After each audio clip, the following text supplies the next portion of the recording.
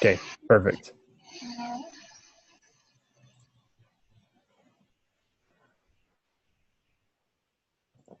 All right. So it starts out, so like the first question that it asks us, part one is, why does the varsity team lose to the JV team? So we're just kind of supposed to analyze the main reasons that the varsity team was so ineffective, or was like why they had so much conflict, what was kind of causing them to go downhill and stuff like that. Mhm. So I don't know, what were some of your thoughts about that? I think that they just kind of had, I don't know, too many people that wanted to be in charge. They weren't really following the rules as far as of rowing, of having the one head rower or whatever they're called. Yeah, Um, the coxswain. yes. Um, yeah, so I just think they just weren't working together as a team. Trying to be, they were trying to improve as individuals instead of a team. Yeah, that's like the part that really caught my attention was like there was two parts that I thought were really interesting. Is where like the team at the beginning of the season, where the varsity was arguing, they were upset that they hadn't beat the JV by a wider margin, and then also like in the emails that he was getting, the coach was getting, about like how all of them were saying that they were having problems, like they didn't feel like this person was very good and they couldn't stand them and stuff like that. Mm-hmm. Anyway, so I just thought it was really interesting. Like obviously they had problems with each other, and then even in the coach's own analysis, like when they sat down and looked at it, the players like, or the rowers, they didn't have any like team leaders in the varsity team. All they had was like disruptors. Yeah. So anyway, I thought that was really interesting how like I agree with you, like they were all kind of more in it for themselves a little bit. Yeah, well, and yeah, and the backbiting and this person is annoying and this person is doing that, like that's never good for Yeah, teamwork. And so if you're not respecting your teammates, then yeah, you're not going to work well together. right. Oh, looks like we got Derek in now. How's it going, Derek? Pretty good. Sorry, I fell asleep. Just woke up. No That's all problem. right. We weren't sure if you were coming or not, so we're like, well, we'll just go ahead and get started. So, but we just barely got rolling here a minute ago. Okay. So we weren't sure about like who's supposed to be, because we couldn't find anything on an assignment for a group leader. Did you? I mean, did you find anything about that? Um, I just know that you're supposed to designate one member to be a leader each week, but it's got to switch off every week. Okay, we were, yeah, Um, because I had read somewhere that it said like it will be assigned, and so I Yeah. wasn't sure if it was an assignment or if we just assigned one. So we just kind of decided that I'd just do it this week since we okay. had no idea. Yeah, that's fine. I think we were supposed to assign it, but I'm not 100% sure on that. Okay, But Well, we'll cool. just do it. And then Yeah, it'll be fun, right? that's right. It'll all work out good. Yeah. But anyway, so Kimberly and I, we were talking about just like the varsity team versus the JV team, like in the case study, oh and yeah. just kind of like the question it asked was like, why did they have so much conflict within the team? Just kind of parts that stuck out to you in the case study. So anyway, I don't know if you have any thoughts now that you're jumping in. Um, not at the top of my head, I don't. Okay. You know, which did you read that case study though? The Army rowing team. Oh, I read an Army one. I don't remember it being about a rowing team though. So Like yeah. There's like was there two different Army ones? Did we read an Army one last week? Maybe. not that I remember. This is like the West Point College rowing team. They had a varsity team and a JV team, and the JV team started to beat the varsity team, and it just kind of investigates why that happened. Oh, okay. Yeah, I do remember that roughly. Yeah. Um. Anyway, I guess we'll just kind of move forward on it. So like, what role did trust play in the problems the varsity crew faced? Well, we kind of were starting to talk about that. Yeah. That they didn't trust each other, and you know, they were going to the coach and saying this person's bugging me this way and this person's not doing that. And so yeah, there was no trust in the team, basically. Yeah, it's true.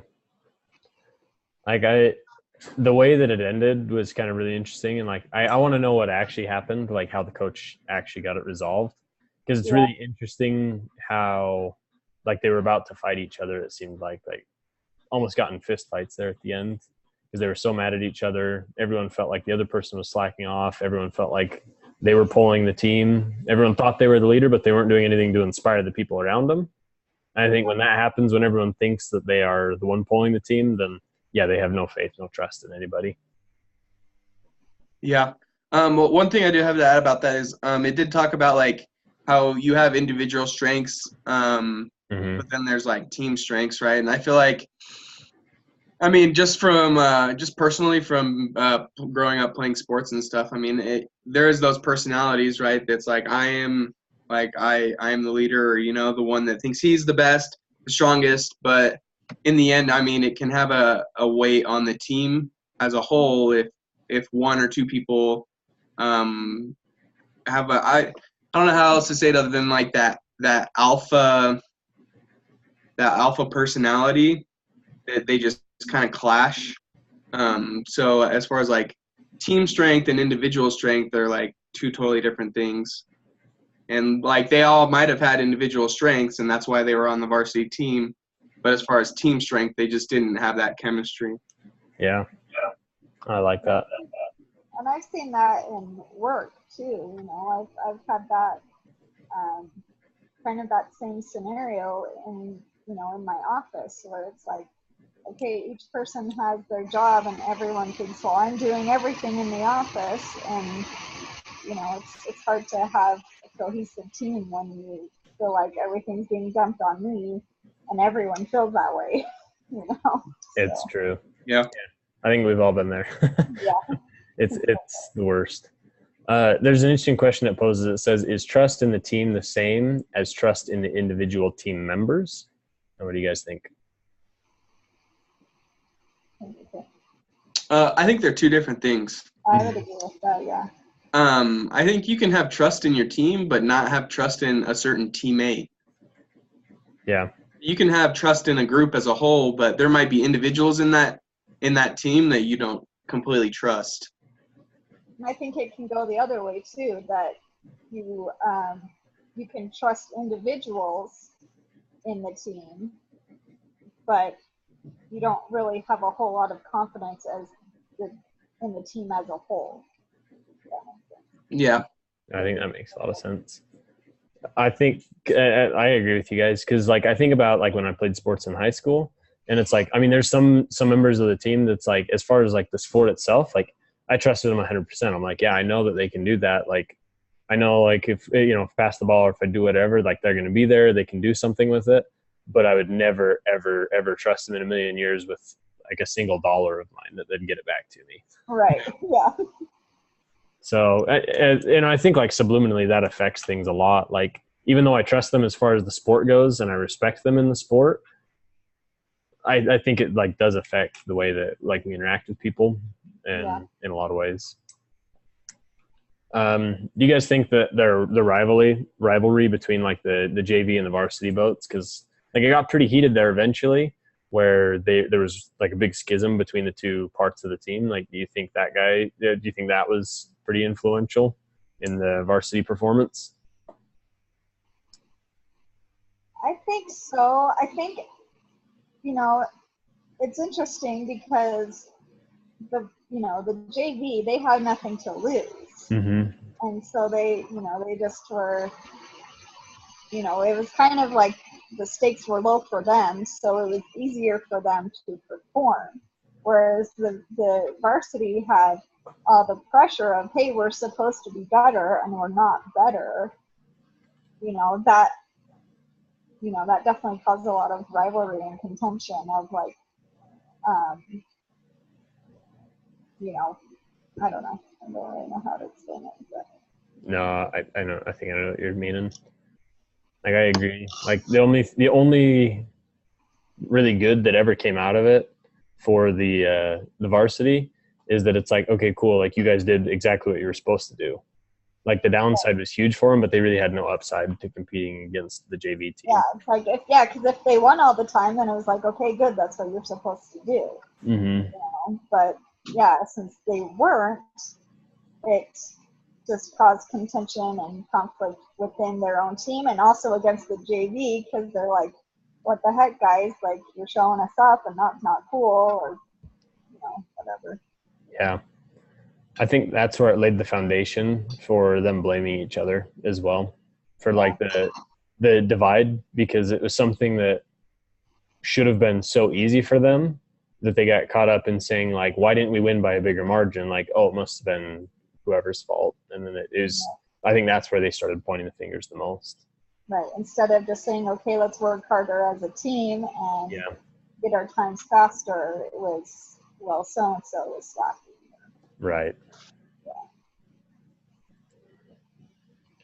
Yeah. What do you get? Do you think that there's anything that like the coach could have or should have done differently?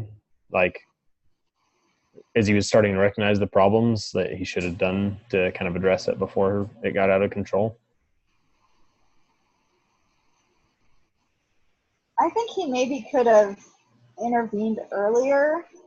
And I mean, I don't know what the amount of time was in between when he started getting all the emails and when he had the meeting with them, but maybe just as soon as it started happening, he could say like, hey, this is inappropriate. We solved things together as a team, not a blame game. He maybe could have done that a little bit earlier on. Right. I think that could have been really good. The part that like stuck out to me a lot, and because like he even said it in the case study, was that something that he should have recognized as a bad thing, but initially he thought it was a good thing, was exactly when they had just first raced the JV, because he thought, oh, cool, like they're competitive and they're driven, they want to win, but didn't realize how big of a problem it was. Yeah. So I think one of the first interventions that he should have made was, I think he should have realized that he didn't have any team leaders within the varsity side. And I think he should have done something to try to build a team leader or install a team leader in the varsity team from the very beginning. As soon as he realized what was happening, I think that probably could have been the best opportunity to start it before everyone started getting bitter feelings. Yeah, I agree with that. And maybe separate, like you said, because he thought it was a good thing, and so he kept kind of pitting them against each other. Yeah. If he hadn't have done that, then that would have avoided some problems too, probably. Yeah. I thought it was interesting too, because the JV kept winning by a bigger margin because the varsity kept getting slower as the season went, like showing kind of a degradation in their team capacity. Yeah, it wasn't necessarily that JV was getting better. It was just varsity was getting worse. Right. I think that's one of those other things is like after they lost the first time or the second time, I think that's when you got to realize, okay, I probably shouldn't do that anymore. Like it's not helping any, like it's only hurting. Like in the beginning, it was one of those situations where I see it as it's a high risk, low reward situation. Like there's a lot of risk to the JV team winning and what would happen to your varsity team and the morale or just the chemistry between them. But the reward from it is literally nothing, like you mentioned. Like, what did they get for winning? Nothing, an applause, because they're supposed to do that anyways, because they're supposed to be better. But when the JV team continually beats them, it is really like a dagger into the middle of the team. I think I totally agree with that. I think the coach, in his quest to really diagnose what the problem was, ended up compounding it. He ended up making it a lot worse because he never, like the varsity, they never got a chance to like kind of regroup themselves. Because at least from the reading, it sounded like every practice, like they were constantly like switching things around, moving people from boat to boat, doing small groups, big groups. Like they were constantly going through some kind of test. And like, whether it's like sports or like our job or whatever, I know that there's sometimes nothing more frustrating than to feel like you're constantly under microscope and like being diagnosed. Yeah, exactly. And it just puts so much pressure on you of like, what am I what am I doing wrong? But no, most people don't initially think, oh, what am I doing wrong? It's what's going wrong with everyone else. That's always the easier question to ask. And so Yeah, that happened. I'd agree. I think like, I don't know, it's really difficult because like sometimes like if you have no team leaders, it's hard to get people united behind something. But Yeah. having some kind of way where they could like sit down early on, because when they sit down with hard feelings at the end, like they've got a whole season worth of stuff to get off their chest and frustration built up. But kind of like evaluations and like, I don't know, just some kind of way to like sit the team down more thoroughly, maybe in the beginning, like having it as a regular thing that always happened. Maybe that could have been beneficial too in a lot of ways. Yeah, I agree. Like you said, just starting at the beginning instead of waiting till the end and trying all these things. Which, you know, of course, sorry, my dog is you know, of course, he thought he was doing the best he could. Of okay, let's figure this out. But in trying to figure it out, it just made it worse. And then also adding in all the strength conditioning and things like that, it was just like, you know, the morale was just zero. It's like, of course they're not performing. Yeah. I think so.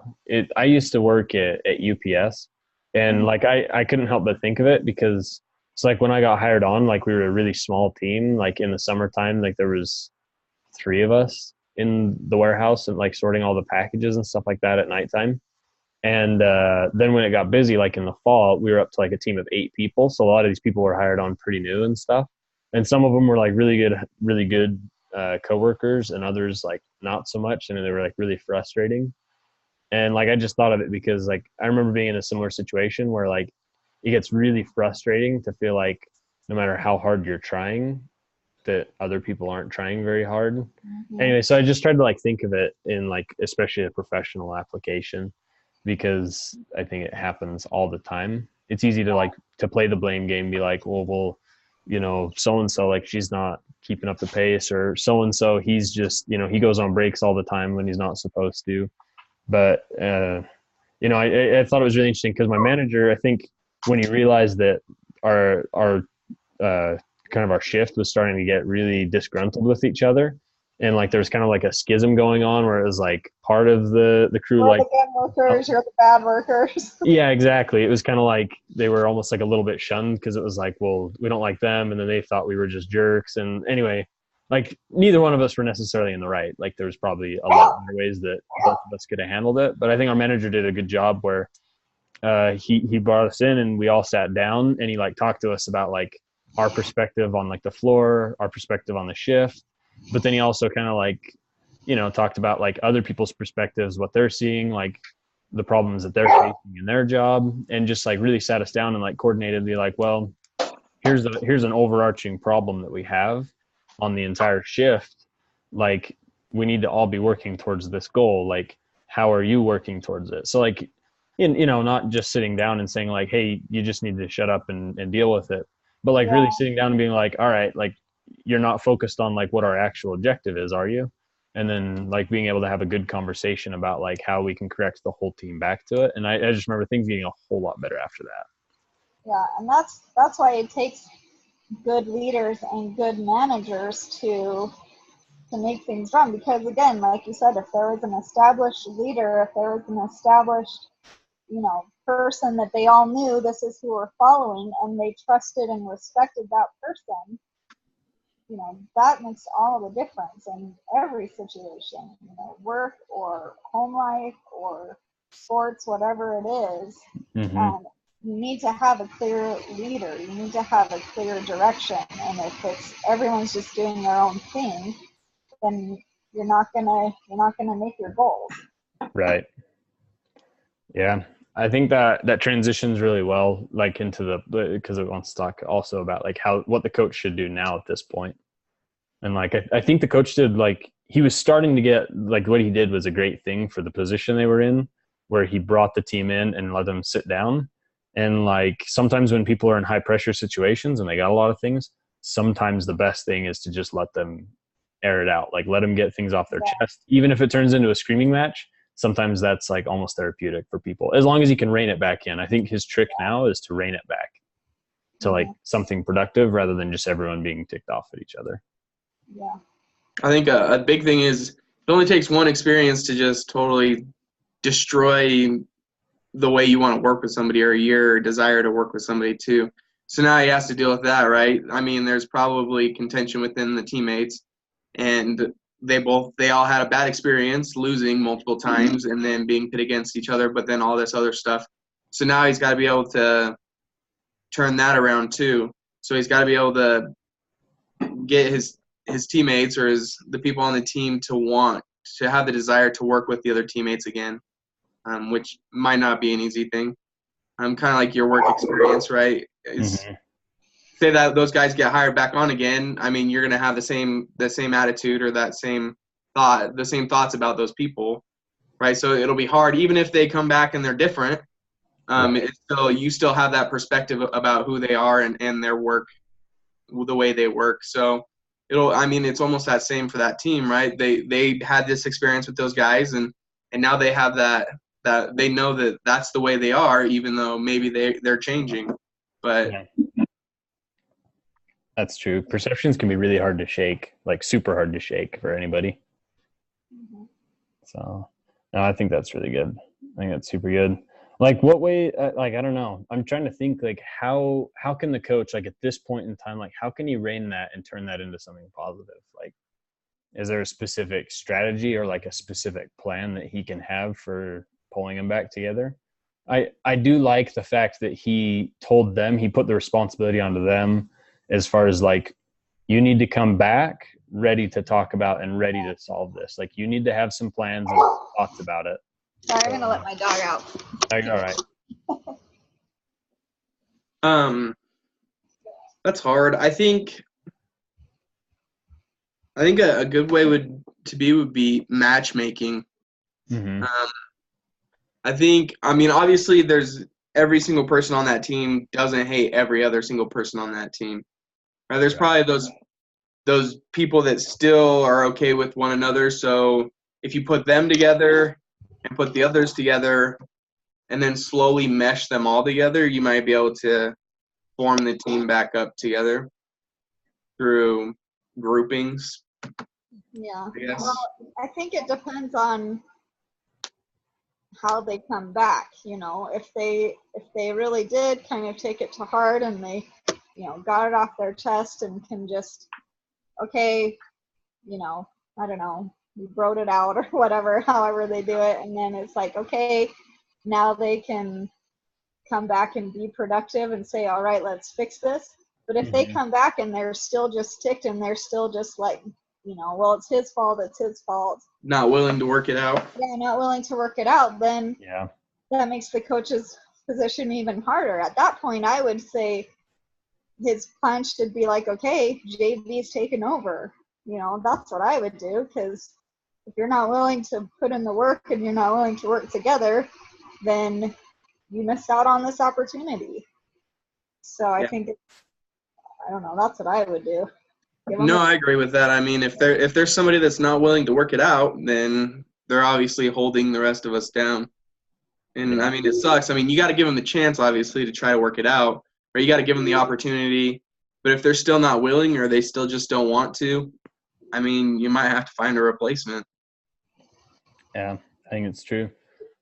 I like that. Like, I think he needs to watch Remember the Titans. Yeah, that's what he really needs. He just needs to copy that coach. But I think with that, he needs to give them the chance to succeed as a team at something as well. Like, obviously he doesn't have a lot of time to do it, but when they sit down and, when they come back together and they talk and like they come up with a plan of like, hey, and they can maybe resolve some of these issues. I think an important step, a crucial step is like, even if it's just a toss up, something that is really easy for them, kind of rehabilitate their minds a little bit, give them that chance to get a victory together, to realize like, all right, like we can do something right. Like, and that's so important mentally, especially in sports, that yeah, it takes just a little win, but that's enough to build that confidence back up. But if all you're doing is losing, then Mm-hmm. you can't perform. So yeah, like you said, either have like beat this time that's a fairly easy time for them to beat, or this workout as a group, or I don't know, whatever it is. But like you said, something specific that's a small challenge, but a easily met challenge. And then once they do that, then they can start building back up. Yeah, because obviously they had some kind of unity at the beginning because they were a good team. They were faster. They performed well at the beginning, and then they disintegrated. So if you can figure out what they lost in the meantime and figure out exactly like you said, whether it's a workout or a time to beat, whatever it takes to just kind of start stepping back a little bit and slowly working their mental game back into health, I think definitely a good way to do it. Yeah. So it's definitely risky because it's like, it's a risky thing to do because he could totally blow it.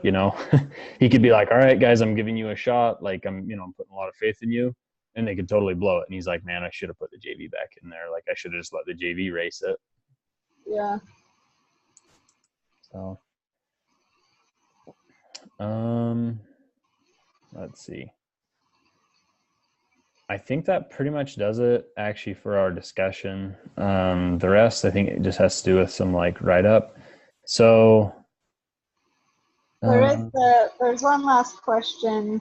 I don't know if we've talked about the how would you compare Army crew with other types of teams, other key similarities? And we kind of already talked about this just as we've been going along, comparing it with work and things like that.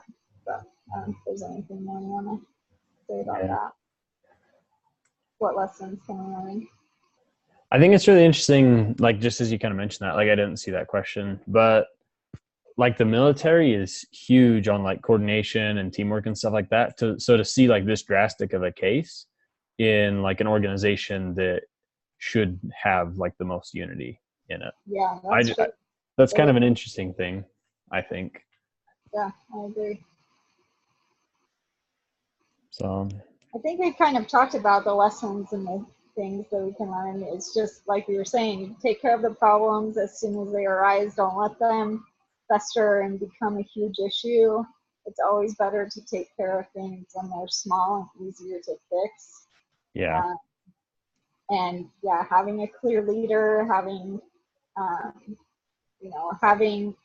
having set expectations, I think, is the other really important thing too.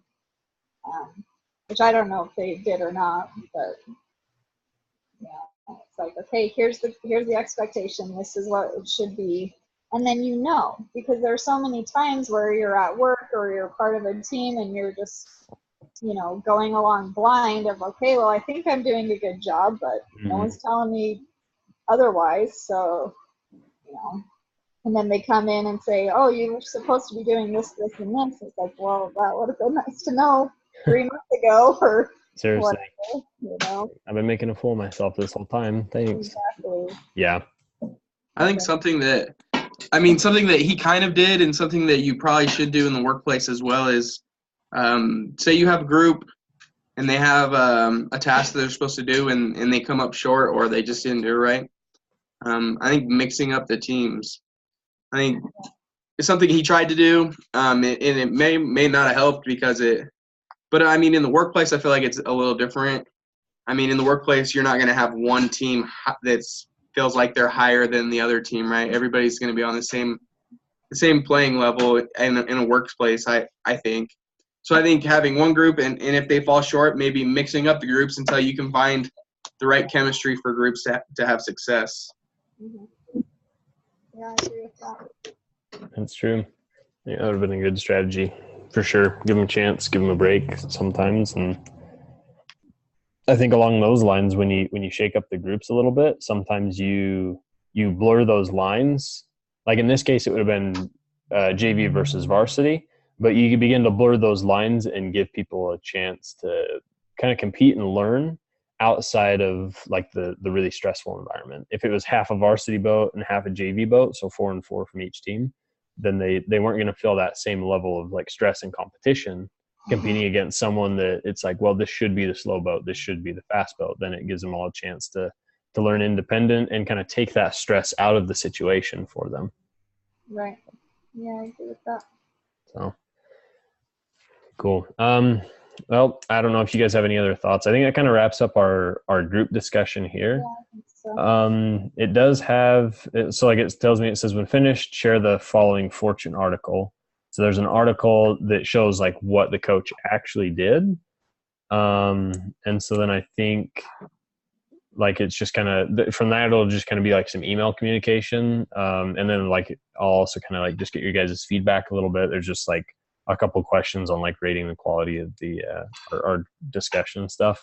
I thought it was a pretty good discussion. I thought we had some good insights and stuff. Especially for the first time. Yeah, for So, figuring out what we're doing. yeah. So I guess my last question is: there's nothing that for me and Kim to submit this week, right? You're the one that's got to do it. Yeah, so I'll submit the video and then I have a write-up to do on it. And so that's what I'll send you the stuff here in just a minute. I'll just kind of get this put together. So I'll send you the link with the email, or sorry, I'll send you the link that has the coach's actual solution. And then also like just a couple questions. If you could just get those questions back to me as far as like your feedback from the discussion tonight, that'd be awesome because it's due by Saturday. Okay. So then I'll take care of the write-up and everything like that. There might be something with like responding on a discussion board as far as watching other stuff, but as far as our discussion goes, this is it. Okay. So. And I'll volunteer to be team leader next week. Okay. Otherwise, so. Okay. Sounds great to me. So. All right. Cool. All right. Sounds good. See ya. Discussion, guys. We'll talk to you later. Yep. All Bye. right. Yep, bye. Good night.